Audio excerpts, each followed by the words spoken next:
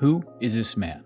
Is this Hayao Miyazaki, the kindly god of anime, sweet angel of imagination, whose films like Spirited Away and My Neighbor Totoro evoke the fleeting, magical innocence of youth? Or is it Hayao Miyazaki, firm taskmaster, uncompromising tyrant, who each night returns home from his anime studio to sit alone at his desk and draw manga that is complex, pessimistic, violent, and mature? Because while Miyazaki is most well known in the United States for his films, he was also a manga artist, and a brilliant one. And few people realize that without this manga, there would be no Studio Ghibli. It's pronounced Ghibli. So, unless you're already in the middle of a comment about how you already know all about Miyazaki's manga, and I'm just going to mispronounce all the names anyway, let's go back and take a look at the incredible history and surprising influences of one of the most underappreciated comics of all time. As a boy, Hayao Miyazaki dreamed of becoming a manga artist. But after years of trying, at 22 years old, he accepted that he didn't have the talent to succeed in manga and gave up on his dream and entered animation. He worked his way up in Japan's animation studio system, climbing from in-betweener to animator to director. But now, after almost 2 decades of work, he was 41 years old and things hadn't exactly gone to plan. While he had finally directed his first feature film, The Castle of Cagliostro, it had been a box office disappointment. He directed a few episodes of Sherlock Hound before they were shut down by Arthur Conan Doyle's estate.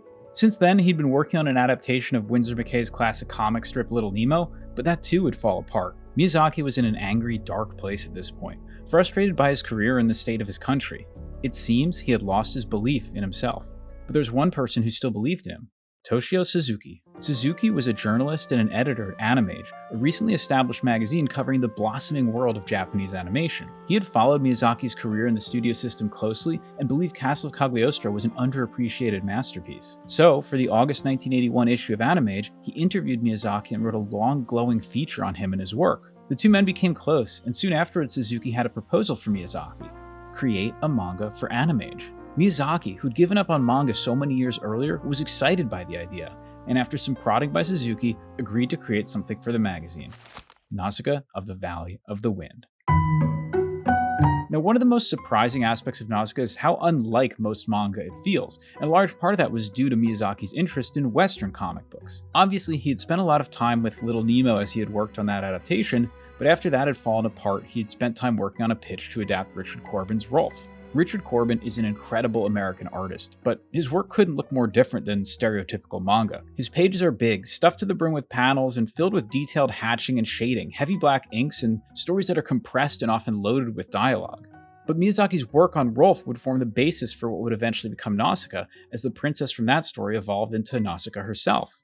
But that wasn't the only Western comic influence absorbed by Miyazaki. Corben was closely associated with Metal Hurlant, a groundbreaking French comics magazine that published boundary-pushing, artistically daring science fiction and fantasy comics. The key figure of Metal Hurlant, both as co-founder and artist, was Jean Giraud, better known as Moebius. Moebius' original contribution to Metal Hurlant was the wordless series Arzak.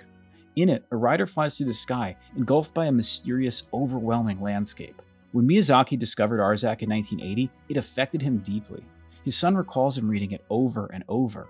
He would describe finding it as a big shock and marveled at its awesome sense of space. Speaking later of this discovery, he said, "We had discovered a new way to look at the world." It was under this immense influence of Moebius that Nausicaa began to take shape. Now he had to create his setting. But before we get to that, I need to tell you that I have the perfect sponsor for this video: Metal Hurlant. That's right, the anthology that first introduced Moebius to Miyazaki 45 years ago is coming back, and you still have a few days left to back it on Kickstarter. I actually reached out to them after I backed the Kickstarter because I'm genuinely super excited about this new series, which mixes reprints of stories from the original Metal Hurlant by those groundbreaking artists whose names I can't pronounce, with a ton of new stories from modern artists from around the globe whose names I also can't pronounce. And yes, there will be long out-of-print Moebius comics in each issue. And even more perfect for this video, while Arzak has been very difficult to find in the US for years, backers of the Kickstarter can add on the beautiful 50th anniversary hardcover French edition. But Arzak is silent, so don't worry if your French is as bad as mine. Personally, I went for the 1-year subscription, which includes the first 4 huge 272-page issues along with the Moebius poster. I'm super excited about this one, so I hope you guys will support this channel and cool comics by clicking the link down below and checking out the Kickstarter. If you watch enough interviews and documentaries on Miyazaki, you start to notice that under his determination and his cheerful but somewhat stern demeanor, there's a man who can be deeply, deeply pessimistic. And in the early 1980s, Miyazaki's pessimism was at its peak. "I was angry at the general state of the world. In addition to being upset by environmental problems, I was also concerned about where humanity was headed, and especially about the state of Japan. Most of all, I suspect, I was angered by the state of my own self. This pessimism, environmental, societal, personal, would give birth to the world of Nausicaa. Here, during the height of Japan's industrial boom, Miyazaki envisioned a distant future, a world in which industrialization had run unchecked and fouled the lands, where mankind's endless war and strife concluded with an apocalypse known as the 7 Days of Fire that wiped out most of humanity. He had his setting, he had his character, and he had his style, and so began Nausicaa of the Valley of the Wind. Opening Nausicaa, even before you read the story, you'll be struck by the art.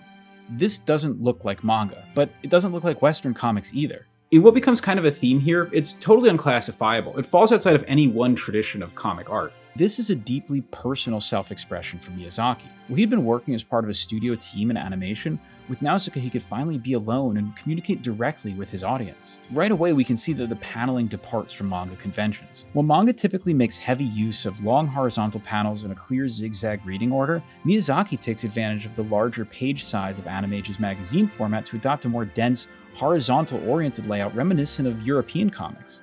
It's not uncommon to see 10, 11, or even 12 panels on a page. And Miyazaki, given his background in animation, preferred to work in pencils instead of pen and ink. He creates dimension with a series of small pencil lines and a few gray tones, which I've rarely seen anywhere else and gives the book a really unique, almost alien feel. While many manga artists have their assistants draw the backgrounds, as far as I can tell, Miyazaki worked completely alone. And the backgrounds are drawn with the same detailed, fine precision as the characters. Because, as any fan of Miyazaki's films knows, his settings are key to the experience. From ruined cities, mysterious forests, to scorched earth, Miyazaki takes his time to build this world in almost every panel. He adopts that sense of scale and scope from Moebius, but pushes it even further. Because, unlike his Western contemporaries, he's telling a story with a scope equal to this art. While most Western comic works were short and compact, the only word for Nausicaa is epic. Miyazaki wanted to make a manga that could never be turned into an anime, and it shows. There are gigantic set pieces with thousands of soldiers, hundreds of insects, and dozens of aircraft. His post-apocalyptic world is filled with different factions, each with their own complex goals and schemes. In terms of the scale and density of the world building, the closest analog is probably Dune, which may have even been an influence on Miyazaki. While this level of plotting, intrigue, and politics might conjure up endless pages of talking heads, Nausicaa is quite the opposite. Over 1,000 pages, the story is in almost constant motion. From discovering new mysterious landscapes, to sword fights, to epic air and land battles that stretch out over 100 pages, the book feels like a 15-hour Hollywood blockbuster. But unlike a Hollywood blockbuster, there's a real intellectual and moral underpinning to the story. There are no stock good guys or bad guys in this. Without spoiling too much, I'll say that all of the characters are dealt with nuance, and the plot moves way beyond the beat the bad guy and restore humanity, and goes on to wrestle with some pretty serious themes. But because of its action-oriented structure, those interesting philosophical moments never weigh the book down. As you can probably tell, I'm trying to avoid summarizing the plot too much because I'd really like you to read this comic, and I'll put links down below for the hardcover edition because there's still a few copies floating around online. But now, let's look at the incredible impact that this work had. Almost immediately after the serialization of Nausicaa began, it became a huge hit. The Animage readers loved it, and it became one of the selling points of the magazine. So Suzuki, ever Miyazaki's champion, asked him a question. Would he like to adapt it into a feature film? Of course. After making a manga that would be impossible to animate, he was being asked to animate it. But Miyazaki agreed on one condition: that he could direct it himself. This was his chance to finally carry that sense of individual self-expression that had made the manga into such a huge hit into the field of animation. And while the movie doesn't come close to matching the scale of the manga, it was made after only 2 of the 7 volumes were even written, it was a massive box office success and put Miyazaki on the map as a filmmaker. And it was the success of Nausicaa that directly led to the creation of Studio Ghibli. But despite forming a new animation studio, Miyazaki wasn't done with Nausicaa. By day, he crafted masterpieces of children's entertainment, but each night, from midnight to 4 a.m., he would work on Nausicaa. He would take breaks when production ramped up, printing funny apologies in Animage, but after every film, he would return once again to Nausicaa. This would go on for 13 years, a mirror image to the films he made by day, an outlet for the pessimism and frustration that he kept hidden at the office. He himself said, "I actually feel as though working on Nausicaa may have made it possible for me to create those films." Without the Nausicaa manga, there is no Studio Ghibli. It was Miyazaki's first chance to show the world what his solo artistry looked like, and it led directly to his breakthrough film. And it was Toshio Suzuki who unlocked all of that. who saw the work Miyazaki did in the studio system and believed in him, who took a chance on him by printing his manga in an animation magazine, who convinced him to turn it into a film. Not only have they remained friends, but Miyazaki hired Suzuki to join Studio Ghibli, and he has produced every one of his films ever since. As Miyazaki later said, there would be no Ghibli without Suzuki.